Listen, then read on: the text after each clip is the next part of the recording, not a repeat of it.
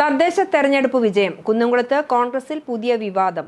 അത്താഴ വിരുന്നിനെന്ന വ്യാജേന കോൺഗ്രസിലെ വിജയിച്ച അംഗങ്ങളെ ക്ഷണിച്ചു വരുത്തിയതിനെ ചൊല്ലിയാണ് വിവാദം ഉയർന്നിരിക്കുന്നത്. ഇഷ്ടക്കാരനെ പാർലമെന്ററി പാർട്ടി നേതാവായി നിശ്ചയിക്കാനാണ് ഇത്തരത്തിൽ വിരുന്ന് നടത്തിയതെന്ന ആക്ഷേപവുമായി ഒരു വിഭാഗം രംഗത്തെത്തി. കുന്നംകുളം നഗരസഭാ തെരഞ്ഞെടുപ്പിൽ വിജയിച്ച നിയുക്ത കോൺഗ്രസ് അംഗങ്ങളെ നിലവിലെ ഭരണസമിതിയിൽ അംഗമായി തുടരുന്ന കൗൺസിലറുടെ വീട്ടിൽ സംഘടിപ്പിച്ച അത്താഴ വിരുന്നിലേക്ക് ക്ഷണിച്ചിരുന്നു.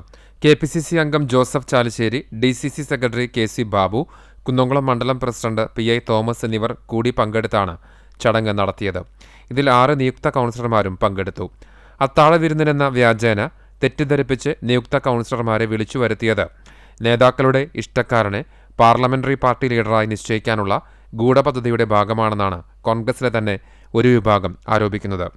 യോഗത്തിൽ നിന്ന് ഷാജി ആലിക്കൽ, മിനി മോൻസി, അനീന ഷിബു, വിമതയായി മത്സരിച്ച് വിജയിച്ച കോൺഗ്രസിനൊപ്പം നിൽക്കുന്ന KP മിനി എന്നിവർ വിട്ടുനിന്നു.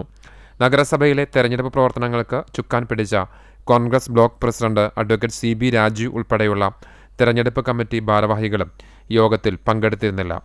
അത്താഴ വിരുന്നൊരുക്കി ഒരു വിഭാഗം നേതാക്കളെ ഒഴിവാക്കി തിരക്ക് പിടിച്ച് യോഗം ചേർന്നതിന് പിന്നിൽ കോൺഗ്രസിനുള്ളിലെ ഭിന്നതയാണ് കാരണമായിട്ടുള്ളത് എന്നാണ് സൂചന. പുതിയ കൗൺസിൽ കാലയളവിന്റെ തുടക്കത്തിൽ തന്നെയുണ്ടായ കോൺഗ്രസിനുള്ളിലെ തമ്മിൽ തല്ല് വരും ദിവസങ്ങളിൽ ശക്തമാകുമെന്നാണ് കരുതുന്നത്.